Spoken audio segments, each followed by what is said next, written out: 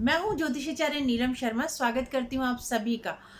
अभिनंदन है आप ही के प्रोग्राम में। आज हम बात करेंगे, सूर्य राशि परिवर्तन कर रहे हैं और सूर्य का राशि परिवर्तन संक्रांति के नाम से जाना जाता है। सूर्य संक्रांति, ये संक्रांति कार्तिक संक्रांति के नाम से जानी जाएगी। इनका समय है 17 अक्टूबर सन 2021 को दोपहर 1:12 पर ये नीच के होने जा रहे हैं।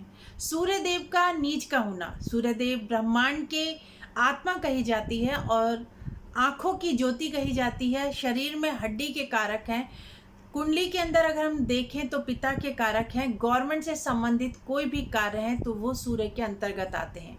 मान सम्मान, इज्जत, पद, प्रतिष्ठा और एक प्रौढ़ अवस्था के बाद की अवस्था सूर्य की ही मानी जाती है। तो ये समय कैसा रहेगा प्रत्येक राशि के लिए, मेष से लेकर मीन तक क्या प्रभाव देगा सूर्य का राशि परिवर्तन। पर इससे पहले अगर आप हमारे चैनल पर नए हैं तो आपसे आग्रह है कि आप हमारे चैनल को सब्सक्राइब करें और साथ साथ नोटिफिकेशन बेल को अवश्य प्रेस करें, जिससे जब भी हम ग्रह को परिवर्तन लेकर कोई भी वीडियो बनाते हैं कि उसका किस राशि पे क्या प्रभाव रहेगा, आप तक वो जानकारी पहुंचे। और जो भी हम कुंडलियों से संबंधित कभी जानकारी देते हैं तो वो भी आप तुरंत उसका लाभ उठा पाएं। लौटते हैं अपने विषय पर कि सूर्यदेव नीच के होने जा रहे हैं। तुला राशि इनकी नीच की राशि होती है और मेष राशि इनकी उच्च की होती है। 180 डिग्री के ऊपर ये उच्च के हुए और 180 डिग्री पर यानी 360 डिग्री का ये भ्रमण होता है 12 राशियों का। पूरे साल भर में 365 दिन के अंदर सूर्यदेव कंप्लीट करते हैं। अब अगर मेष से शुरू होते हैं तो ये 7 पे यानी एकदम सप्तम पे यानी मिड पे आ गए। 180 डिग्री के ऊपर ये नीच के होते हैं। 10 डिग्री इनकी मानी गई है कि तुला राशि के अंदर 10 डिग्री तक ये नीच के रहेंगे। क्या प्रभाव देंगे आपकी राशि पर, मेष राशि को लेते हैं। सर्वप्रथम मेष राशि के अंदर सूर्यदेव सप्तम भाव के ऊपर नीच के हो रहे हैं। सप्तम भाव पे नीच का होना कहीं ना कहीं पार्टनर से संबंधित दिक्कतें दिखा रहा है और साथ साथ अगर आपका कहीं लव अफेयर है तो वहाँ दिक्कत आती है और संतान से संबंधित आप वरिड रहेंगे या चिंता रहेगी या एजुकेशन को लेकर कहीं ना कहीं दिक्कत के सामना करना पड़ सकता है। इसके लिए उपाय है कि आप सूर्य आराधना करें, सूर्य का व्रत करें और सुबह सुबह सूर्य प्रणाम अवश्य करें। बात करते हैं वृषभ राशि की। वृषभ राशि के अंदर सूर्य देव की जिम्मेवारी चतुर्थ भाव की है। चतुर्थ भाव के स्वामी की जिम्मेवारी लेकर वो नीच के हो रहे हैं छठे भाव में। कहीं ना कहीं जमीन जायदाद प्रॉपर्टी, माँ से संबंधित, घर से संबंधित सूर्य नीच का छठे भाव के अंदर हो रहे हैं। तो यहाँ आप कोई भी कागजात सिग्नेचर करते वक्त या जमीन जायदाद प्रॉपर्टी का कोई सौदा कर रहे हैं तो उस पर आप अवेयर रहिए कि किस तरीके से ये आपको फल देगा। कहीं ना कहीं आपको सूर्य देव दिक्कत में डाल सकते हैं जमीन जायदाद प्रॉपर्टी के कागज करते वक्त, तो वहाँ आप अवेयर रहिए। अब बात करते हैं मिथुन राशि की। मिथुन राशि के अंदर सूर्यदेव तृतीय भाव के स्वामी यानी छोटे बहन भाई, छोटी यात्रा, दोस्तों के साहस पराक्रम के हैं, वो जाकर नीच के हो रहे हैं संतान भाव पे। आपका कहीं अत्यधिक सपोर्ट करना दोस्तों को या किसी भी गलत दोस्तों के साथ आपका संपर्क अगर है तो वो संतान पर कहीं ना कहीं बुरा असर डालेगा और उसका परिणाम ये समय है कि आपको देखने को मिल सकता है। तो इसके लिए ज़रूरी है कि आप सूर्य देव की आराधना करें और छोटी मोटी अगर यात्रा है तो थोड़ा टाल सकते हैं तो टालने की कोशिश करें। अगर फिर भी करनी है तो सूर्य देव की आराधना करें, सूर्य प्रणाम करें और अपने से बड़े यानी 50 साल से बड़े व्यक्ति यानी पिता हैं तो उनका सम्मान अवश्य करें, जिससे कि आपको नीच के सूर्य का प्रभाव कम देखने को मिले। अब बात करते हैं कर्क राशि की। और कर्क राशि के अंदर सूर्य देव ने जिम्मेवारी ली है कुटुंब, परिवार, धन, आँख, आपके धन की ये सारी जिम्मेवारी लेके वो नीच के हो रहे हैं चतुर्थ भाव पे। कहीं ना कहीं मन में हो सकता है लेकर कोई विचार आए, कोई विचार, उनको आप थोड़ा सा कंट्रोल करने की कोशिश कीजिए कि अगर मन अशांत होता है तो वाणी अवश्य कड़वी हो जाती है। तो मन आपका शांत रहेगा, उसकी वजह से वाणी आपकी कड़वी होगी तो आपके संबंध बिगड़ने के योग बनते हैं। कहीं ना कहीं आपके परिवार के अंदर आपको तनाव रहेगा, धन से संबंधित परेशानी या कोई डिसीजन आपने गलत ले लिया है तो उसकी वजह से भी आपको ये परेशानी का सामना करना पड़ेगा। अब बात करते हैं हम सिंह राशि का स्वामी सिंह सूर्य खुद होते हैं और वो तृतीय भाव के अंदर साहस पराक्रम दोस्त छोटे बहन भाइयों पर आ जाकर नीच का हो रहा है। तो यहाँ पर भाग्य को उच्च की दृष्टि से देख रहा है, पर साहस कहीं आप जो करें तो उसको सोच समझ के करें। दोस्तों के साथ संबंध अच्छे बना के रखें। अगर छोटे बहन भाई के साथ आपके संबंध अच्छे नहीं है तो इस समय आर्गूमेंट से बचें। अब बात करते हैं हम कन्या राशि की। कन्या राशि के अंदर द्वितीय भाव के ऊपर यानी खर्चे के लॉर्ड होकर द्वितीय भाव पे अत्यधिक खर्चा होगा। धन से संबंधित कहीं लॉस होता हुआ नजर आ रहा है। वाणी पे संयम रखें। वाणी का संयम आपको बड़ी से बड़ी परेशानियों से आपको दूर कर सकता है। अब बात करते हैं तुला राशि की। तुला राशि के ऊपर स्वयं सूर्य देव नीच के होकर चलेंगे। आपके अंदर एक तरीके से बहुत अत्यधिक क्रोध रहेगा, जिसके कारण आपका जो भी कोई व्यक्ति आपसे आर्गूमेंट या बात करने आएगा तो वो आपको अहंकार को उसको महसूस होगा कि आपके अंदर काफ़ी अधिक अहंकार है।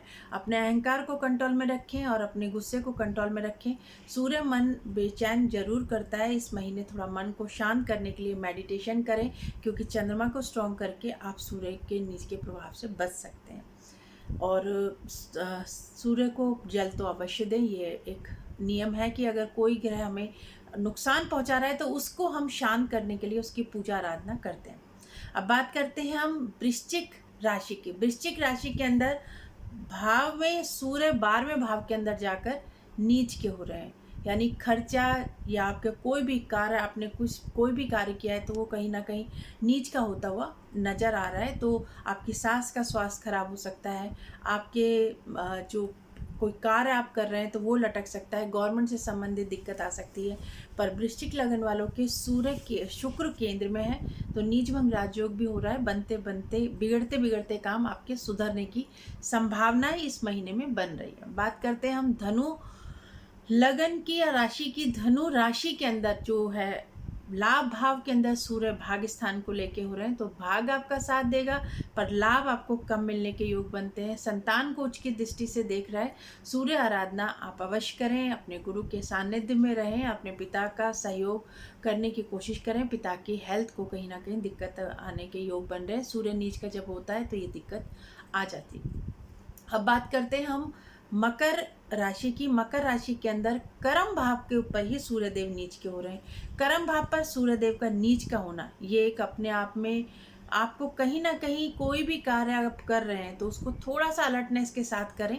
और लगन आपकी मजबूत है तो आप अगर विचार विमर्श करके कोई कार्य करेंगे तो आप गलत नहीं कर पाएंगे, क्योंकि शनि देव खुद शश नाम का राजयोग लगन में बना के बैठे हैं और साथ में गुरु है जो इसका नीच भंग राजयोग हो रहा है। तो आप थोड़ा सा पेशेंस रख के अगर कोई कार्य करेंगे तो सूर्य नीच के का प्रभाव नहीं होगा, क्योंकि नीच भंग राजयोग के अंदर इसके अंदर प्राप्त हो रहा है।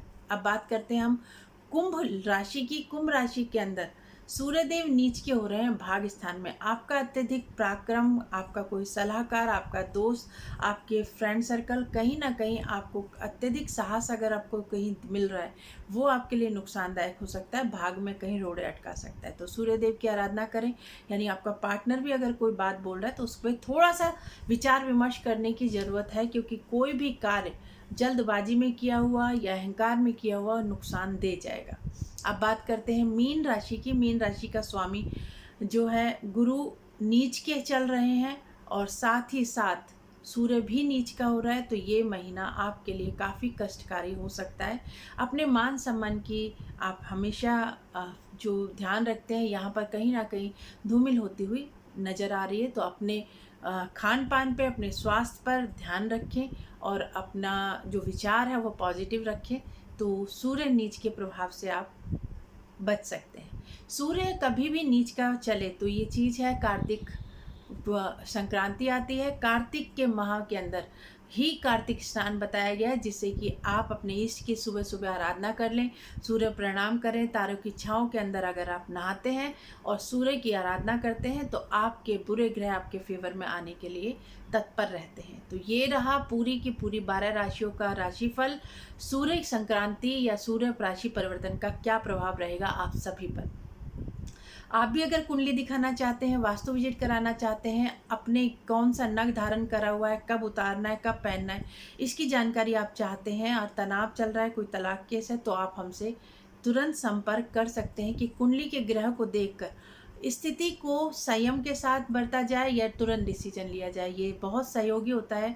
हमारे साथ जो भी व्यक्ति जुड़ा होता है वो ये जानता है कि आपका समय अगर अच्छा है तो आपको कार्य बहुत तेज़ी से करना चाहिए, अगर आपका समय बुरा है तो थोड़ा पेशेंस रखिए। यही है।